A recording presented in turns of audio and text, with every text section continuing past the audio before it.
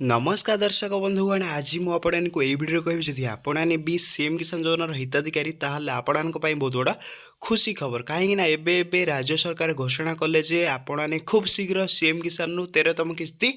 पाइबापी जाऊँगी तो मुझे आपको संपूर्ण भिडियो कहि तो क्यों मैंने टंका पाइबे ता सहित जदि आपने भी सीएम किसान योजनार हिताधिकारी आपने केते टंका पाइबे आउ केतटा किस्ती पाइबे मुझे आपको संपूर्ण भिडियो कहि भिडियो को आपने प्रथम रु शेष पर्यंत देखापी चेष्टा करंतु चलंतु डेरी न करी मु भिडियोटी स्टार्ट करी नौजी तो आपण तो समस्त जानी आपणकर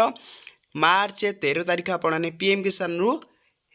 21तम किस्ती आपने पाई सारी तो एबे आपणकर सीएम किसान आपने टंका पाइबापी जाऊँगी तो आपण को मुझे नौची जे भिडियो मु लास्ट कहि आपने सीएम किसान रु 13तम किस्ती टंका केउ तारीख दिन पाइबे ता सहित मुझे कही नौची तो क्यों मैंने केते टंका पाइबे ता पूर्व मुझे कही नौची जदि आपने छोट नाममात्र कृषक आप्लाय कर थर किस्ती आपण को 2000 टंका देखापी मिल जाव सहित मुझे कही नौची जदि आपने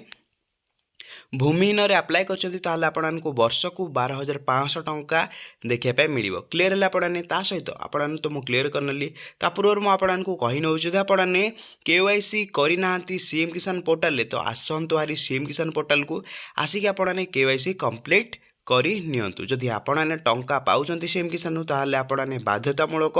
केवाईसी करने आपने बाध्यता जदि आपने करूना ताहले आपने सीएम किसान रु 13तम किस्ती टंका आपने पाइबे ना तो केमिति केवाईसी करेंगे तो देखिए cmkisan.odisha.gov.in आपने ऑफिशियल वेबसाइट आसाला तो आपको एमती इंटरफेस देखापी मिल जाए तो आपने एमती इंटरफेस आसाला आपने कौन करेंगे तल को स्क्रॉल करेंगे देखिए मुझे जमी स्क्रॉल करेंगे डिटो करेंगे तो कर सारापर आपको एमती इंटरफेस देखापी मिल ई केवाईसी स्थिति जांच करूँ आपंकर केवाईसी होती कि नहीं आपने एठरे निजर स्थिति को आपने देखिपारे देखिए मुझे देखे नेली तो आपने कौन करेंगे ताऊपर क्लिक करेंगे तो देखिए मुझे क्लिक कर नौची आपने भी डिटो सेमती क्लिक करदेवे कर सारापर आपने एमती इंटरफेस देखापी मिल जाए जार भी आपने केवाईसी कंप्लीट करने चाहूँगी कौन करेंगे आपने एठरे 12 अंकर आधार नंबर को एंटर करेंगे तो देखिए मुझे देखे नौची एठार आपने कौन करेंगे जो हिताधिकारी आपने चेक करने चाहूँगी 12 अंकर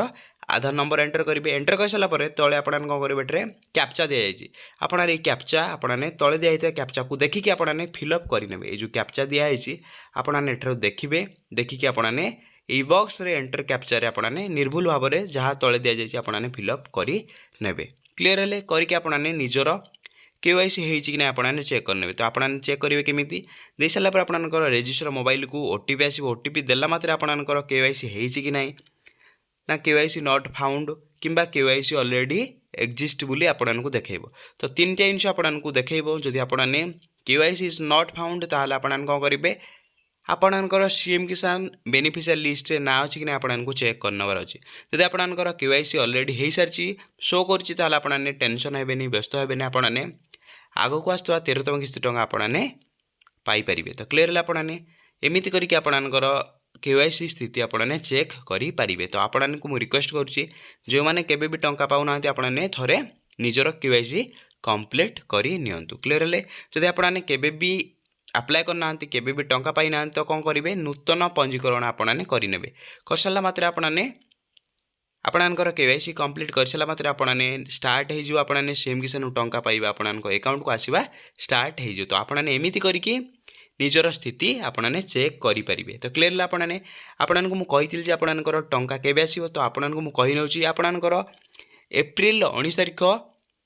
शुणा जाऊँगी आपने एप्रिल 19 तारिख दिन 13तम किस्ती सीएम किसान टंका पाइबे बोली कहुच्छी ता सहित मुझे कही नौची जदि आपने टंका क्यों अकाउंट को पाँच जापर ना आपने कौन करेंगे एठरे निजर स्थिति को आपने चेक करेंगे तो आपने केमी स्थिति चेक करेंगे एठरे स्थिति जांच करंतु आपने क्लिक करके तो क्लिक करने क्लिक कर सारापर आपंकर आधार नंबर एंटर करेंगे तापर आपंकर कैप्चा जो तले कैप्चा दिखाई ताहा एंटर करके आपने शो करेंगे एठरे आपंकर स्थिति शो करेंगे आपंकर क्यों बैंक को टंका आसूची आपने केतटा किस्ती पाइचे आपंकर जदि आपने टंका पाऊना क्यों कारण आपंकर आप्लिकेशनटा रिजेक्ट होती आपने सबकिछि एठारू देखिकी जानीपारे निजे सठिक करेंगे